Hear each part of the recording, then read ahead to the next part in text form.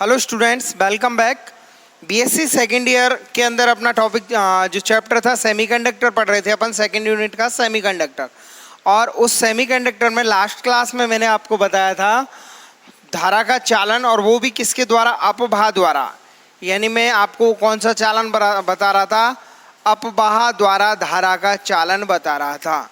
और अपवाह द्वारा धारा चालन में मैंने बताया था कि जब किसी अर्धचालक में अपन क्या करते हैं बच्चों, विद्युत क्षेत्र अप्लाई कर देते हैं या उसे अपन विद्युत वाहक बल से जोड़ देते हैं, बाह्य विद्युत क्षेत्र आरोपित कर देते हैं, तो अर्धचालक में उपस्थित मुक्त इलेक्ट्रॉन और विवर या हॉल क्या करते हैं? अपने जो विपरीत टर्मिनल हैं या जो विपरीत इलेक्ट्रोड हैं, उन विपरीत इलेक्ट्रोडों की ओर गति करते हैं, जिससे क्या होता है? इन आवेश वाहकों की गति होती है, अर्थात क्या होता है?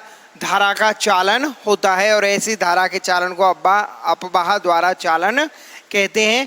इसके लिए मैंने आपको कुल धारा घनत्व इलेक्ट्रॉनों के द्वारा धारा घनत्व निकलवाया था, और वो आया था EnVe के बराबर।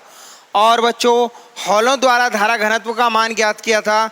हॉल द्वारा धारा घनत्व का मान आया था EpVH के बराबर। अतः कुल धारा घनत्व अपन ने क्या किया?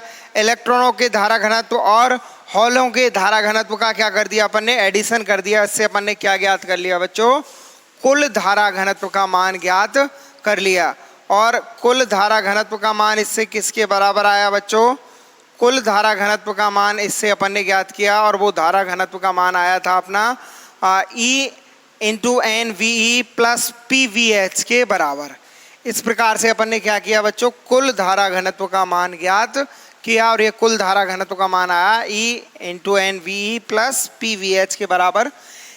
इसके बाद मैंने आपको बताया गतिशीलता के पदों में धारा घनत्व। इसके लिए मैंने आपको बताया था कि विद्युत क्षेत्र अपवाह वेग और विद्युत क्षेत्र दोनों की निष्पत्ति या अनुपात का मान नियत होता है, और उसे गतिशीलता म्यू द्वारा दर्शाते हैं। इसके लिए इलेक्ट्रॉनों की गतिशीलता ज्ञात की अपन ने, और इलेक्ट्रॉनों की गतिशीलता म्यू E बराबर क्या हुआ? VE/E। और इससे बच्चों VE का मान क्या आ गया? Mu E × E। क्लियर? वज्रगुणा करके, क्योंकि हम जानते हैं म्यू E बराबर इलेक्ट्रॉनों की गतिशीलता बराबर क्या होगा? म्यू E बराबर इलेक्ट्रॉनों का अपवाह वेग वटे विद्युत क्षेत्र। तो इससे VE का मान आ गया था कितना? Mu E × E। ऐसे हॉलों के लिए म्यू H × E। तो ये मान अपन ने VE और VH के मान अपन ने इसमें रखे, तो ये धारा घनत्व का मान गतिशीलता के पदों में अपन ने ज्ञात कर लिया था। और चालकता का मान J/E ज्ञात किया। J/E से चालकता का मान निकाला अपन ने धारा घनत्व अपॉन विद्युत क्षेत्र से, तो ये आया था EnμE + PμH। और फिर प्रतिरोधकता रो बराबर था 1/σ, और इससे अपन ने क्या ज्ञात कर ली थी बच्चों? प्रतिरोधकता ज्ञात कर ली थी। अब ये अपन जो चालकता है, इसे कैपिटल N अर्धचालक और P अर्धचालक दोनों के लिए अलग अलग अपन पढ़ेंगे। तो सबसे पहले N अर्धचालकों के लिए चालकता देखिए।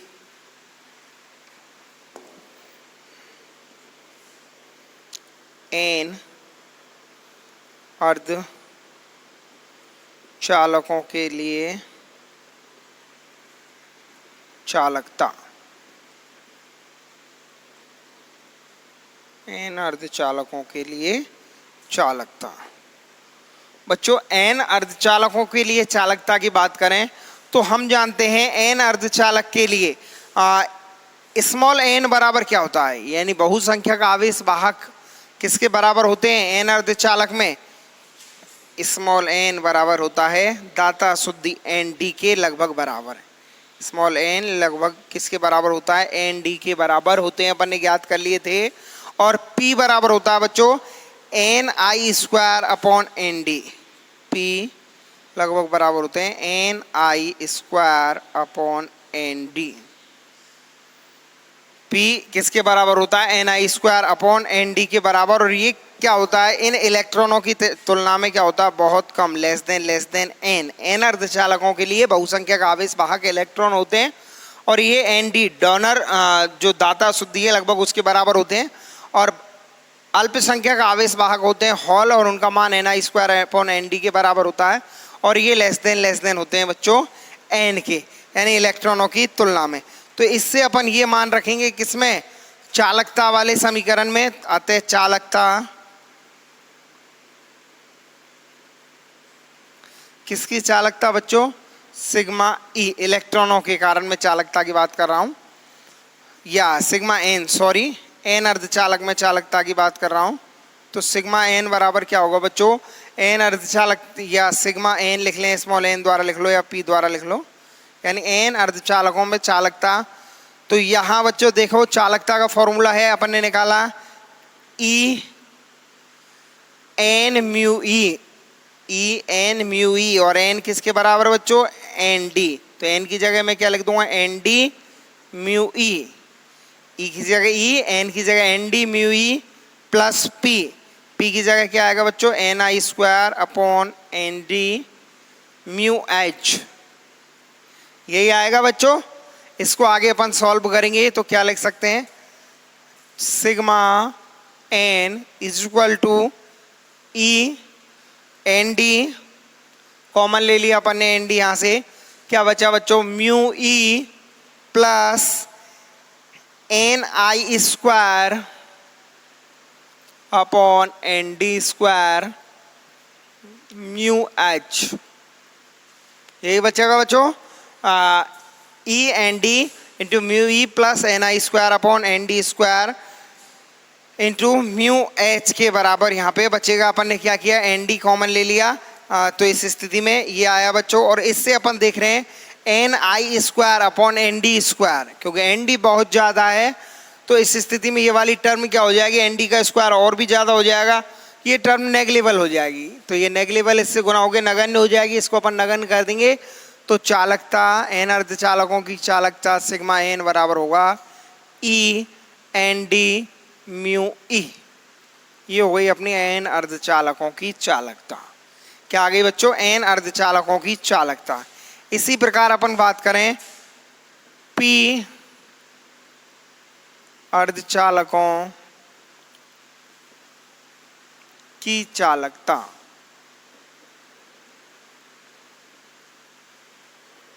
पी अर्धचालकों की चालकता। तो पी अर्धचालकों के लिए मैंने आपको बताया था कि हॉलों की संख्या या पी किसके बराबर होती है, पी बराबर होता है एन ए, असेप्टर अशुद्धि, असेप्टर यानी ग्राही अशुद्धि के बराबर होती है, पी बराबर एन ए।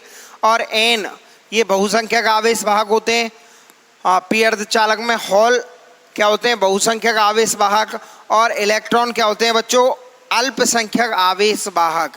और एन बराबर क्या होता है, N I square upon N A, और ये लेस देन क्या होते हैं बच्चों, पी होते हैं। यानी ये बहुसंख्यक आवेश वाहकों की तुलना में या हॉलों की तुलना में बहुत कम होते हैं। अतः पी अर्धचालकों की चालकता की बात करें अपन, तो चालकता के फॉर्मूला से सिग्मा बराबर क्या आएगा, e n, e into n mu e, n का मान क्या है बच्चों, n I square upon N A mu e, ये एन का मान रख दिया इंटू म्यू ई की जगह mu E plus P mu H, और पी का मान क्या है बच्चों, एन ए म्यू एच। इसमें से क्या किया बच्चों, मैंने एन ए कॉमन ले लिया, बाहर निकाल लिया, तो सिग्मा बराबर ई एन ए, क्या बचा बच्चों, यहाँ बचा N I square upon N A का स्क्वायर म्यू ई प्लस यहाँ एन ए चलाई गया तो क्या बचा, केवल म्यू एच। आप देख रहे हो पी अर्धचालक के लिए एन ए क्या होते हैं, बहुसंख्यक आवेश वाहक होते हैं, अधिक मात्रा में होते हैं एन ए की, है ना। तो बच्चों एन ए स्क्वायर बहुत ज़्यादा संख्या हो जाएगी, बड़ी संख्या, इसका भाग देंगे तो ये वाली टर्म नगण्य बन जाएगी, नगण्य को इसकी गतिशीलता से गुना करेंगे तो ये नेग्लिजिबल टर्म, तो इसको अपन नगण्य मान लेंगे। अतः सिग्मा पी किसकी, पी अर्धचालकों की चालकता की बात करें तो इस स्थिति में ये वाली टर्म एन ए अधिक होगा, एन ए स्क्वायर बहुत ज़्यादा, इसका स्क्वायर हो जाएगा, बहुत अधिक हो जाएगा, बहुत अधिक का इस एन आई स्क्वायर में भाग देंगे, टर्म कैसी हो जाएगी, नेग्लिजिबल, नगण्य हो जाएगी। नगण्य टर्म को अपन छोड़ देंगे तो बच्चों पी अर्धचालकों की चालकता सिग्मा पी बराबर क्या बचेगा, सिग्मा पी इक्वल टू अपन लिख सकते हैं ई एन ए म्यू एच, ये किसका मान आ गया बच्चों? ये आ गई पी अर्धचालकों की चालकता का मान आ गया। यानी E N A mu H, इसे अपन क्या लिख सकते हैं? पी अर्धचालकों की चालकता लिख सकते हैं। ये अपन ने पढ़ी अपवाह द्वारा चालन। अब दूसरा चालन होता है दूसरे प्रकार का बच्चों, विसरण द्वारा चालन। देखिए क्या होता है विसरण द्वारा चालन, मैंने बताया था क्या होता है? डिफ्यूजन। विसरण मतलब डिफ्यूजन।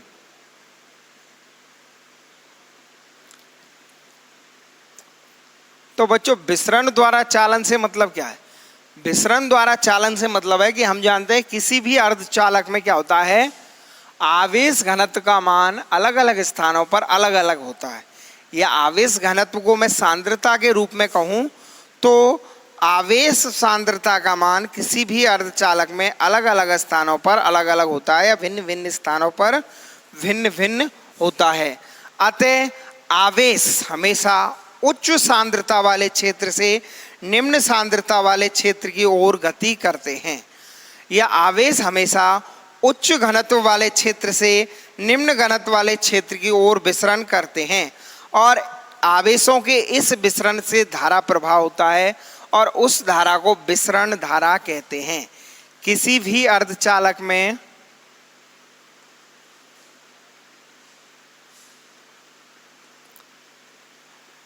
अलग अलग स्थानों पर क्या होता है बच्चों? आवेश घनत्व का मान अलग अलग होता है।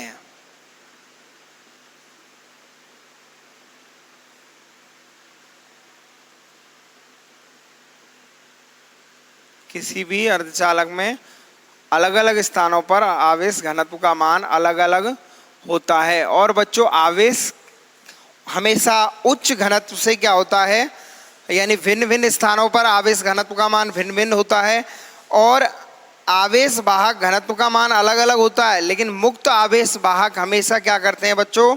उच्च घनत्व वाले क्षेत्र से मुक्त आवेश वाहक, या इसको सीधा कंफ्यूज मत होना आप, मुक्त आवेश वाहक का मतलब आवेश धनावेश या ऋणावेश जो भी होंगे, मुक्त आवेश वाहक या आवेश हमेशा उच्च घनत्व वाले क्षेत्र से निम्न घनत्व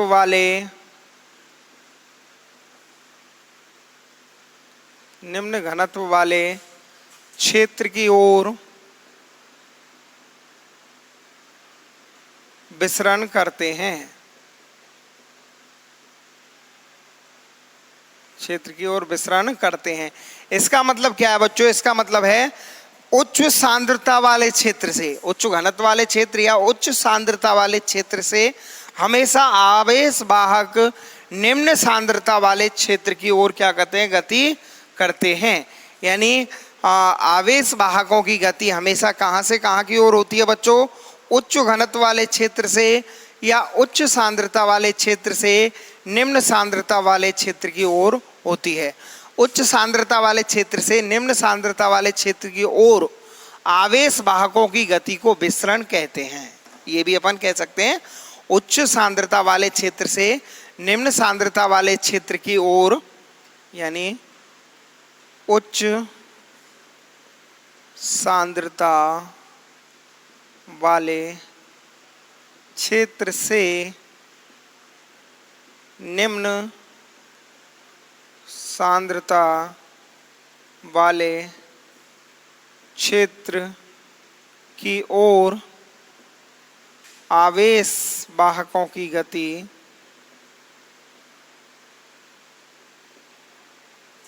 या आवेश वाहकों की उच्च सांद्रता वाले क्षेत्र से निम्न सांद्रता वाले क्षेत्र की ओर की गति क्या कहलाती है? विसरण कहलाती है। आवेश वाहकों की गति विसरण कहलाती है। और इस प्रकार की गति के कारण जो धारा उत्पन्न होती है, इससे जो धारा उत्पन्न होगी, उत्पन्न धारा क्या कहलाई बच्चों? विसरण धारा कहलाती है। कौन सी धारा? विसरण धारा कहलाती है, डिफ्यूजन करंट कहलाता है। यानी इससे जो धारा उत्पन्न होगी, किससे? कि जब आवेश वाहक उच्च सांद्रता वाले क्षेत्र से निम्न सांद्रता वाले क्षेत्र की ओर गति करते हैं, तो इन आवेश वाहकों की गति से जो धारा उत्पन्न होगी, उस धारा को अपन कौन सी धारा कहेंगे? विसरण धारा कहते हैं। तो बच्चों सीधे शब्दों में इसका अर्थ बताऊं मैं आपको, तो इसका मतलब है कि किसी अर्धचालक में जिस स्थान पर आवेश वाहकों की संख्या अधिक है, यानी घनत्व अधिक है, उस स्थान से जहां घनत्व कम है, उस स्थान की ओर इन आवेश वाहकों की क्या होती है बच्चों? गति होती है। और इस गति के कारण, आवेश वाहकों की गति के कारण क्या होती है? धारा उत्पन्न होती है। और उस धारा को अपन क्या कहते हैं बच्चों? विसरण धारा कहते हैं। इसके लिए मैं आपको जैसे एक एन और पी अर्धचालक का बताऊं उदाहरण। जैसे अपन ने एक एन अर्धचालक लिया और दूसरा लिया पी अर्धचालक।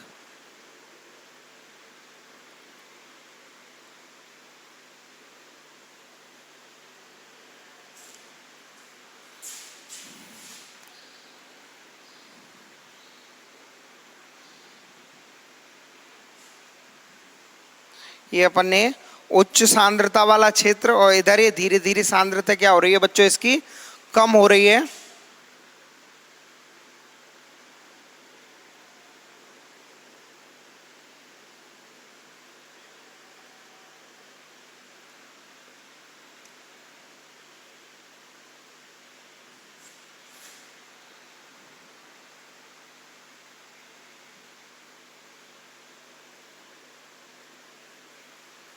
इस प्रकार से ये देखिए, अपन ने एक एन और पी अर्धचालक लिया है बच्चों।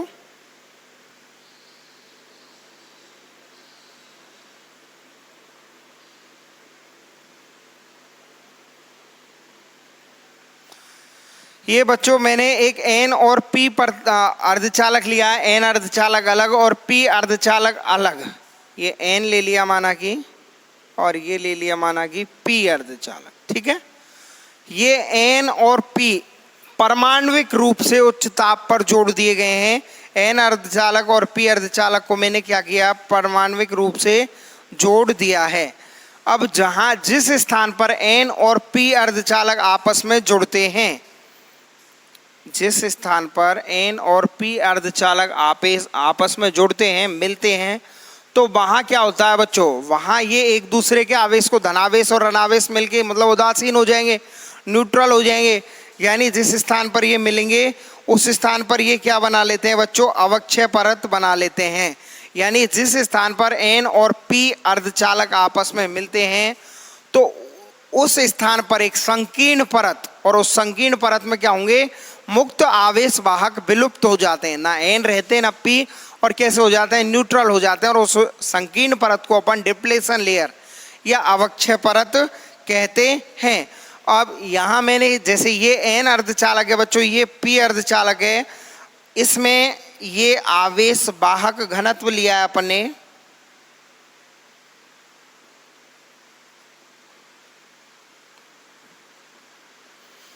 यानी इस प्रकार से उच्च घनत्व से निम्न घनत्व की ओर प्रभाव हो रहा है। इधर पी अर्धचालक है, तो इधर, यानी इधर तो क्या है? एन अर्धचालक। यानी यहाँ पर एन अर्धचालक में मुक्त आवेश वाहक इलेक्ट्रॉन होंगे, बहुसंख्यक आवेश वाहक इलेक्ट्रॉन होंगे, और यहाँ हॉल होंगे। तो यहाँ एन अर्धचालक में बच्चों उच्च घनत्व किसका होगा? इलेक्ट्रॉनों का। तो ये उच्च घनत्व से निम्न घनत्व की ओर प्रभावित होंगे, विसरण करेंगे। ऐसे ही पी में किसका होगा? हॉलों का। ये पी में इधर उच्च घनत्व है हॉलों का, तो हॉल इधर से इधर की ओर क्या करेंगे? विसरण करेंगे। जहां ये मिलेंगे वहां ये इनके आवेश वाहक क्या हो जाएंगे? विलुप्त हो जाएंगे, और कौन सी डिप्लेशन लेयर, अवक्षय परत बना लेंगे। ये बच्चों इसमें एक स्थिति ऐसी आ जाती है, जैसे पी अर्धचालक से बहुसंख्यक आवेश वाहक हॉल इधर विसरण करते करते कहाँ आ गए? एन अर्धचालक में आ गए। यानी एन अर्धचालक के लिए यहाँ आवेश वाहक कौन से ज़्यादा हैं? हॉल। यानी बच्चों इस स्थिति में क्या होता है? इसमें एन प्रभाग और पी प्रभाग से बात करें तो एन प्रभाग में बहुसंख्यक आवेश वाहक क्या होंगे? इलेक्ट्रॉन। तो इलेक्ट्रॉन इस एन प्रभाग से पी प्रभाग की ओर विसरण करते हैं, क्योंकि बहुसंख्यक आवेश वाहक यहाँ क्या है, इलेक्ट्रॉन है, और घनत्व इलेक्ट्रॉनों का इधर एन प्रभाग में उच्च और पी प्रभाग की ओर कम होता जा रहा है। तो ये बहुसंख्यक आवेश वाहक इलेक्ट्रॉन एन प्रभाग से पी की ओर इस तरह से विसरण करते हैं। और पी में है हॉल या विविर, तो ये हॉल या विविर पी प्रभाग से एन प्रभाग की ओर क्या करते हैं, विसरण करते हैं। लेकिन हम देखते हैं बच्चों, ये एक बहुत कम क्षेत्र में क्या होते हैं, एक दूसरे के इलेक्ट्रॉन और हॉल या इलेक्ट्रॉन और विविर मिलके आवेश को विलुप्त कर देते हैं और अवक्षय परत का निर्माण कर लेते हैं। दूसरी तरफ ये पी प्रभाग में बहुसंख्यक आवेश वाहक हॉल हैं, तो इस प्रकार से ये एन प्रभाग की ओर आ जाते हैं। ठीक है, एन प्रभाग की ओर विसरण करते हुए आ जाते हैं। और यहाँ एन प्रभाग में भी इस जगह पर क्या होगा बच्चों, देख रहे हो आप, इस स्थान पर क्या होगा, इस स्थान पर कौन से आवेश होंगे, यहाँ हॉल होंगे बच्चों, क्या होंगे, हॉल। और इधर से ये एन प्रभाग से इलेक्ट्रॉन यहाँ पहुँच जाएंगे और इस क्षेत्र में ये क्या होंगे, इस क्षेत्र में ये इलेक्ट्रॉन बहुसंख्यक आवेश वाहक होंगे। यानी इलेक्ट्रॉन और हॉल, इलेक्ट्रॉन और हॉल यानी विपरीत आवेश वाहक या विपरीत आवेश यहाँ उत्पन्न हो जाएंगे। और विपरीत आवेश के कारण क्या होगा, यहाँ विद्युत क्षेत्र उत्पन्न हो जाएगा। विपरीत आवेश के कारण यहाँ क्या हो जाएगा बच्चों, विद्युत क्षेत्र उत्पन्न हो जाएगा। और विद्युत क्षेत्र के कारण आवेश वाहकों पर बल कार्य करेगा या बल लगेगा। और ये बल एक विसरण के कारण होगा, यानी एक विद्युत क्षेत्र उत्पन्न हो जाएगा। इस विद्युत क्षेत्र के कारण आवेश वाहकों पर इस विद्युत क्षेत्र के कारण आवेश वाहकों पर एक बल कार्य करता है जो उनकी विसरण की दिशा के विपरीत होता है। ये विपरीत आवेश के कारण विद्युत क्षेत्र उत्पन्न होगा और इस विद्युत क्षेत्र के कारण क्या होगा, एक बल लगेगा। और ये बल क्या होगा, इस विसरण की दिशा के क्या होगा, विपरीत होगा। ये बात ध्यान से समझना। पहली बात तो कैसे, एक बार फिर बता दूं, इसमें बहुसंख्यक वाहक एन प्रभाग में इलेक्ट्रॉन, इसमें पी प्रभाग में हॉल। जिस स्थान पर ये मिलेंगे एक दूसरे के आवेश वाहकों को विलुप्त कर देंगे, उदासीन हो जाएंगे और ये अवक्षय परत बन जाएगी। लेकिन ये एन प्रभाग से इलेक्ट्रॉन बहुसंख्यक आवेश वाहक उच्च घनत्व से निम्न घनत्व की ओर इस प्रकार से इलेक्ट्रॉन विसरण करेंगे, इधर से हॉल विसरण करेंगे। ये पी प्रभाग में क्या आ गए, यहाँ पर इलेक्ट्रॉन और यहाँ हॉल। ध्यान से समझना, ये इलेक्ट्रॉन विसरण करते हुए पी प्रभाग में आ गए और ये एन प्रभाग में हॉल आ गए। और विपरीत आवेशों के कारण विद्युत क्षेत्र उत्पन्न हो जाएगा। यहाँ विपरीत आवेश एक दूसरे के या एक दूसरे के साथ है, जो विद्युत क्षेत्र उत्पन्न होगा। इस विद्युत क्षेत्र के कारण क्या, एक बल कार्य करेगा और ये बल किस दिशा में कार्य करेगा, इस विसरण की विपरीत दिशा में। इस बल का कार्य क्या हुआ, ये विसरण की विपरीत दिशा में लग रहा है, अतः विसरण को ये रोकने का कार्य करेगा। और विसरण कब रोकेगा, जब इस विद्युत क्षेत्र के कारण लगने वाला बल और विसरण दोनों बराबर हो जाएंगे, अर्थात संतुलन की अवस्था में हो जाएंगे। उस स्थिति में आके क्या होगा बच्चों, विसरण रुक जाएगा। यानी संधि तल पर, संतुलन की अवस्था में संधि तल पर विद्युत क्षेत्र के कारण लगने वाला बल और सांद्रता के कारण लगने वाला बल, सांद्रता के कारण लगने वाला बल कौन सा है, जो विसरण हो रहा है, यानी उच्च सांद्रता से निम्न सांद्रता की ओर जो आवेश वाहकों का प्रभाव हो रहा है, विसरण। ये दोनों बल जब क्या हो जाएंगे, बराबर हो जाएंगे, संतुलित हो जाएंगे, उस स्थिति में क्या होगा, विसरण रुक जाएगा। घनत्व प्रवणता के कारण हॉल व इलेक्ट्रॉन दोनों का विसरण होता है। घनत्व प्रवणता के कारण इलेक्ट्रॉनों का भी विसरण होता है और हॉलों का भी विसरण होता है। इनका विसरण स्वतंत्र रूप से अलग माना जा सकता है। यदि पीएन संधि की बात करें तो केवल हॉलों के लिए निश्चित दिशा x में प्रभाव पर देखें कि निर्देश तल x के x1 दूरी पर और x2 दूरी पर एक दिशा में माइनस दिशा लें और दूसरी को अपन लें प्लस दिशा। माना किसी निर्देश तल x जिस पर हॉलों का घनत्व p है, क्या माने अपन इसको अब आगे सॉल्व करें, इसके विसरण द्वारा चालन या धारा का मान निकालें। इसके लिए मैंने क्या माना, सबसे पहले x, एक निर्देश तल माना x और उस पर हॉलों का घनत्व मान लिया मैंने p है और इसके दोनों तरफ डेल x दूरी पर दो तल हैं। क्या माना, सबसे पहले एक x निर्देश तल माना, यहाँ पर हॉलों का घनत्व कितना बच्चों, p है और इससे निर्देश तल x से डेल x दूरी पर, दोनों ओर डेल x दूरी पर घनत्व क्या होंगे बच्चों, जैसे x से बाईं ओर और दाईं ओर डेल x दूरी पर इनके घनत्व अपन देखें तो इस स्थिति में घनत्व किस प्रकार से होंगे बच्चों। इस स्थिति में घनत्व के लिए इनके दोनों तरफ डेल x दूरी पर दो तल होंगे और डेल x हॉल का माध्य मुक्त पथ यादृच्छिक गति में स्वतंत्र रूप से तय की गई दूरी के बराबर होगा। माध्य मुक्त पथ क्या होगा, स्वतंत्र रूप से तय की गई दूरी के बराबर होगा। इस दूरी को तय करने में माध्य समय माना डेल टी है, माना प्लस x दिशा में हॉल घनत्व में दूरी के सापेक्ष वृद्धि होती है, तो हॉल घनत्व की प्रवणता कितनी मान लेते हैं अपन, del P by del x मान लेते हैं। हॉल